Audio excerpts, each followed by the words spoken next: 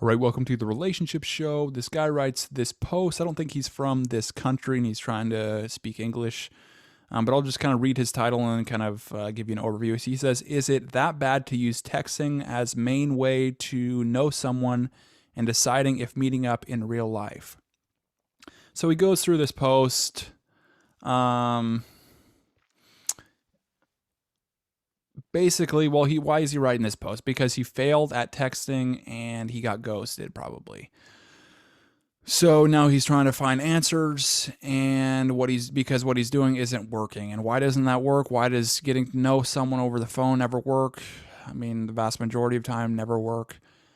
Is because it's boring. It eliminates all anticipation, eliminates that space, it eliminates her wondering about you. Yes, it is important to like know her and like pre-qualify her, and that's why it's really the best way is to just call her on the phone or get a Zoom call if you met her through like online dating or something along those lines. And then you just ask her a few questions that are like light questions, but like, hey, what do you do for fun or something along those lines. And then just see if she's cool or not. If she's cool, then set a date right there. But if you're constantly texting a woman, thinking you have to like get to know her and become her friend before you go on a date with her, and says like texting her, what are you doing every day or whatever. So it's like that method just communicates that you're like this nice guy who doesn't really know how to be decisive or doesn't really know how to take the lead in a relationship. Um, More times than not, it's like women are weeding out guys through texting. And so, she'll just dump like a test in there once in a while. And then if you pass her test, she'll never go on a date with you. So just, it's a danger zone. Texting is a danger zone as far as dating, especially at the early stages of dating. So if she texts you, wants to talk, maybe text her like 3 times, and then say, hey, I got to run, but I can't wait to see you Saturday. Just make sure you already have a date set. Set that date as soon as possible and as few steps as possible, and you'll have the best results.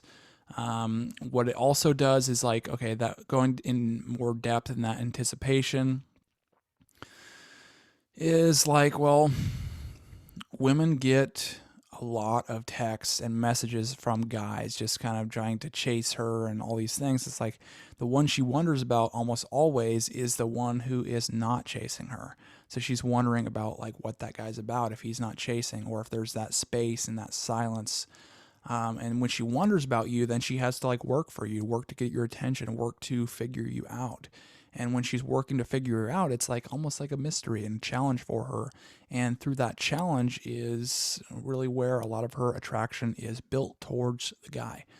And so it's essential to have like that closeness when you see each other and you're 100% present with each other. But then it also is essential for that space as well, the time to wonder about each other and kind of just to do their own things for the time being, and then come back to that closeness. And that's really what attraction is about, is that space, distance, and closeness. So if you are texting every day to get to know somebody, well, one, it eliminates a lot of the topics and things you can talk about while you're in person on a date, because on a date is when it really matters for you to show up, not necessarily you being on your A game when you're texting someone. And then also, it's just like, if you're texting every day, it's like, well, we value what's scarce, and scarcity creates value. So it's like if you only get to message each other like 3 times when each time you contact each other, and then wait a couple days, and then you finally see each other at a location where you're in person, well, it creates more value for that thing. It's like, and when there's more value perceived between the two people in both cases, there's more attraction. And when there's more attraction, it makes it easier, and there's less drama and less problems. So it's just like, I'm not saying don't text at all, but I am saying reduce the amount of texting, because it's so overused, and used from a lot of guys' perspectives as just like a reassurance that she's not going to leave, or that she still likes him, or things along those lines. And it just comes across as approval seeking behavior, needy behavior, and it gets you in trouble more times than not.